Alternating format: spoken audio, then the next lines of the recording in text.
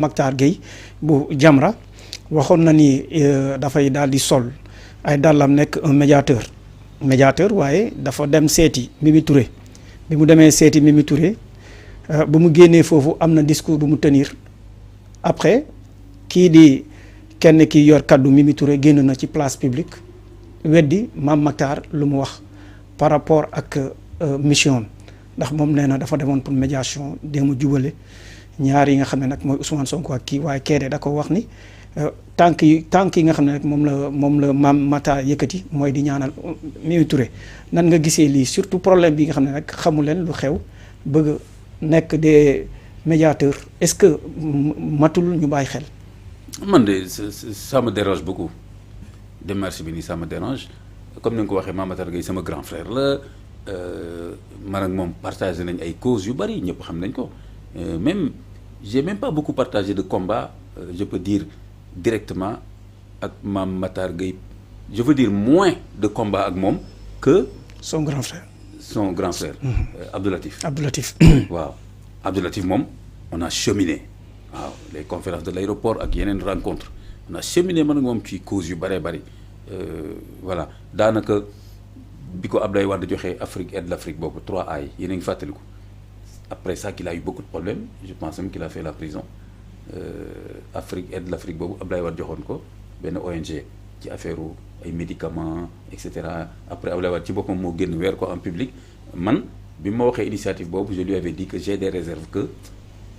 bu mu dugg ci loolu parce que affaire politique c'est compliqué te comme moom militant la pour des causes voilà mooy causes yi ñuy xeex ba tey nii drogue beeg merci ak LGBT et cetera man daal ne woon naa ko gënaluma nga dugg fa et d'ailleurs sax y a des gens qui étaient venus me voir pour me dire sax que est-ce que ñëw na seet si la pour boole la ci loolu parce que yéen ñaar ànd ngeen di def ay combat fi mu nekk nii suñ ko proposé benn organisme bu mel noonu yow tam jàng nga universitaire nga war na la boole ci loolu man leen loolu c'est pas grave en tout cas c'est vrai musuma proposé ma ànd ceeg moom mais man sax bi ma laajee sama avis dama ko nii je préfère nga bañ a dugg ci loolu malheureusement j'aurais bien préféré avoir tort malheureusement loolu indi na ko après problème yi du jeex du xaaj maintenant Mame Mactar aussi am na yenn causes yoo xam ne partagé nañ ko des fois du ma d'accord ci ay démarches am waaw des fois du ma d'accord ci ay démarches am je pense que bi gënoon lëmbale opinion bi moo doon le problème que j'ai eu ak Wally Seck bu mu defaloon la citation directe bi j'ai pas apprécié parce que dugg na ci loolu ci anam boo xam ni li ma ko reproché mooy dama ko ne waroon nga waxtaan ak man waxtaan na ak moom téléphone. ci benn partie bi la dem. voilà dama ko ni waroon nga waxtaan ak man au moins sa waxtaan ak man rek nga am sama avis mënuma la imposer dara donc loolu laa ko reproché ben donc après gis nañ ni mujjee mais laa kulli xaal des fois du ma d'accord ci démarche am temps yële su ma juumul yow mii sa bopp suñu émission Actu ak Diine am na ku ñu jàppoon xam ma chroniqueur mu dem fa naa nga wax fii ma ne la gisuma lu mu fay def. waaw parce que jàpp ma ni loolu question la boo xam ni moom war na ci impliqué wu.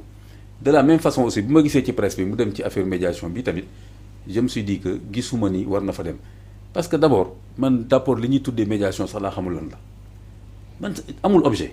parce que fu nekk nii amul objet. balaa ngay àtte da ngay xam problème. da ngay xam problème bi deuxièmement bu fekkee ni diggante Diomaye la ak Sonko je trouve que am na ñoo xam ni ñoo gën a habilité pour def fa médiation te manqué wu ñu ngi fi su ma jëlee rek benn cas mooy les sages de Pastef nu ñu ko tuddee magu Pastef xaw ma les sages de Pastef waaw ñooñu est-ce que am na ku leen gën a habilité par exemple pour wax ak ñaari membre Pastef parce que quoi qu'on dise Diomaye quand même. seen ñaari doom yi. waaw maanaam amu ci kenn koo xam ni di nga wax Diomaye dama bëgg a waxtaan ak yow mu gàntal la Sonko dañu bëgg waxtaan mu gàntal moom ñoom mag ñi ne serait-ce que ñooñu mais xool wax naa ko fii je crois est-ce que du ci Ibrahima laa ko wax. ñoom Alla Kane ñoom Mayaabe Mbaye. wax naa ko fii je pense Ibrahima ma ne ko ça y est on est parti chacun va jouer le rôle de médiateur loolu Sénégalais moo ko bëgg lu ci bëri ngistal la ak wanewu mais du question efficacité man mi def naa médiation jusqu'au plus haut niveau de l'État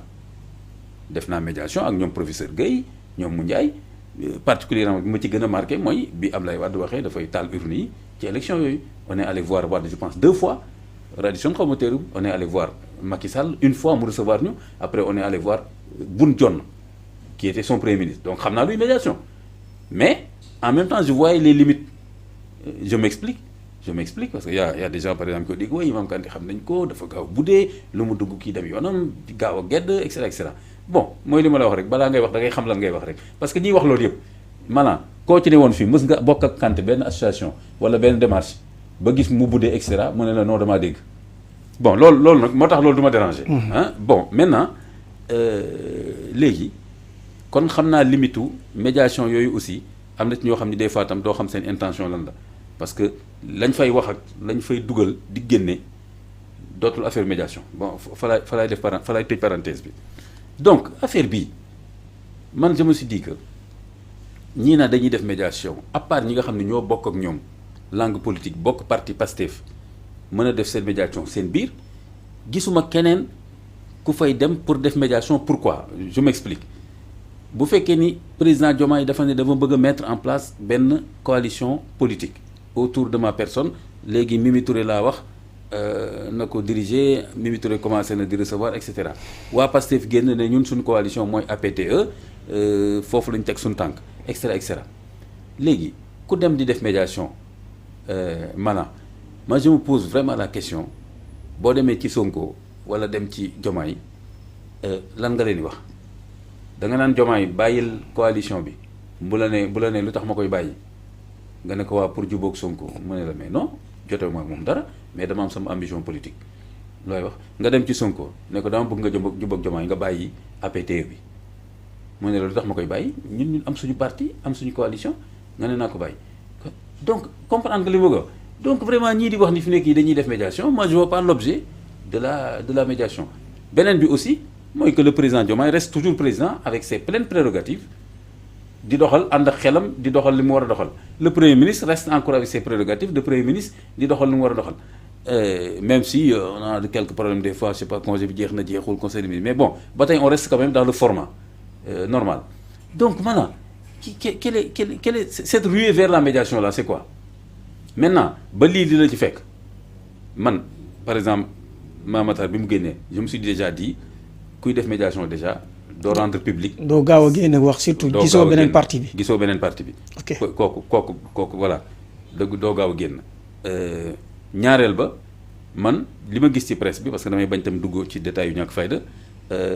pour man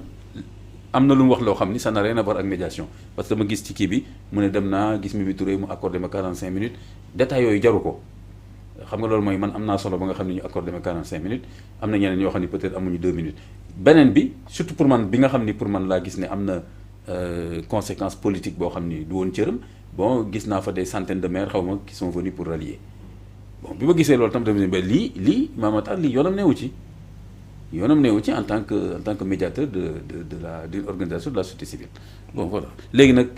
ci yow laa déggee léegi encore ki génn wax la leen waaw loolu koy indi maintenant vraiment il faut vraiment faire attention. parce que moom mii ci ay explication nee na moom dafa bëggoon dem ci Ousmane Sonko par le biais de ki nga xam ne moom mooy Malick Gakou parce que moom la gën a miin ci coalition boobu noonu surtout ci Pastef ak ñi nga xam ne nag ñoom ñoo bokk ak Ousmane Sonko léegi nag Malick Gakou comme il est en déplacement daf ko wax ni bu ñëwee dina ci wax lu àq te mu gis ni Mimi Touré foofu tam am na ci ki mu jaar. moo tax mu njëkk a dem ci Mimi Touré waaye xëy na nu mu génnee wax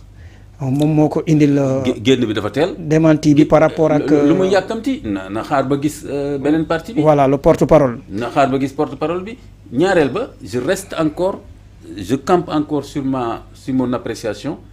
en me disant je vois pas l'objet de la médiation dans cette affaire-là en tout cas particulièrement de la médiation d'un acteur extérieur au Pastef. gisuma objet médiation bi mooy comme li ma la wax ni tey jii Mamatar est-ce que wax na lan la wax Mimi Touré du la ko wax xam nga dafa ne rek recevoir na ma kenn ñu ñaanal ko et cetera bon xoolal daf koo fekk muy recevoir xaw ma ay ñuy bokk ci coalition bi waaw bi mu génnee dem tamit mi ngi dégg ci presse bi ne Mimi Touré mi ngi recevoir ba tey kon est-ce que moom war na jàpp ne moom am na benn influence ci li Mimi Touré di liggéey wala aussi mën na am influence ci APTE bi Pastef mettre en place j'ai du mal à comprendre actuellement une démarche de médiation parce que dëkk bi tàkkul maanaam c'est un problème politique boo xam ni acteurs yi ko seq xamante nañ ku nekk ngi teg sa stratégie mais mi ngi noonu mais Sénégal moo tëddee nii loolu mënuma ci dara yow mënoo ci dara mën nañ ko rek commenter ak analyser. d'accord mais est-ce que coalition bi nga xam ne rek moom la Mimi Touré bëgg a samp ni du gàllankoor l'opposition surtout waa APR ndax ci information yi ñuy jot les maires de l'APR ñu si bëri Mimi Touré woo na leen pour ñëw bokk ci Diomaye président. ñu ñëw wuyu. waaw am na ñu bëri ñu adhéré tam. ah loolu kay dina gàllankoor APR mais est-ce que du loolu mooy objectif bi sax parce que Mimi Touré. xam nga man maa ngi doon analyser benn côté en me disant. c'est mënul dem APR. waaw moom du mun. yaa ngi doon wax ni mënul jël ñu waa APR. waaw maanaam mënul bokk ak ñoom mais on voit que c'est de la politique. keroog waxoon naa la ko. voilà Mimi Touré moom dootul mën a juboo mukk ak waa APR par contre jël lu mën a jël ci ñoom loolu c'est un objectif politique intelligent parce que justement maire yooyu dañ leen di soxla élection locale yaa ngi waaj a ñëw ah kon fi nekk ni Mimi Touré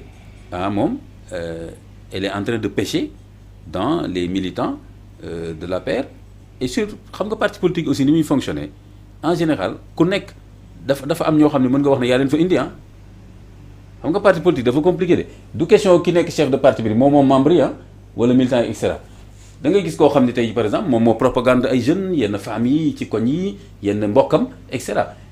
ak yenn gox-goxaat yi donc maire yooyu am na si ñoo xam ne xoolal ñoom Mimi Touré lañ mës a xam wala que en tout cas nangam bu leen woowee dañuy ñëw am na ñoo xam ni Mimi Touré da leen woo ñëw parce que seen lecture bi ñu def ci réellement mooy que APR dootul dellu si à la gouvernance du Sénégal ba ci kanam a kanam et que donc ñoom bu ñu bëggee am un peu d'avenir politique man benn waaye loolu ma wax keroog ma ne ko li nga wax mais en dehors micro quoi dañu ci waxtaan ci biti mu ne man tel kii laa bokkoon mais écoute comme kii léegi nekkatu fi man du ma yàqal sama avenir politique damay xool léegi foo xam ni mën naa fa dem et am fa avenir politique ma ne ko wax loolu tam c'est intelligent donc maire yooyu ngay gis ñu ci bëri des fois ay jeunes lañu qui ont envie d'un avenir politique et qui se disent je ne peux pas avoir cet avenir politique là ci APR bi nga xam ni ki ko jiite ma nga fële di dox ay soxlaam léeg-léeg mu am lu mu wax tuuti fii dem jël avion dem yoonam ñi fi nekk nii ñu ngi noonu boo génnee Pape Malick Touré ak quelque nii doo xamante exactement ñen ñoo fi nekk donc Mimi Touré am na lecture boobu nekkoon na fa di organiser élection yi donc di xam seen membres yi loolu mooy avantage am moom Mimi Touré xam na bu baax par exemple APR nu mu structuré woo ak nu muy demee donc ça doit pas être trop difficile pour elle d'avoir des maires et c'est de bonne guerre maintenant on va voir aussi moi je disais tout le temps que c'est de la haute politique li xew nii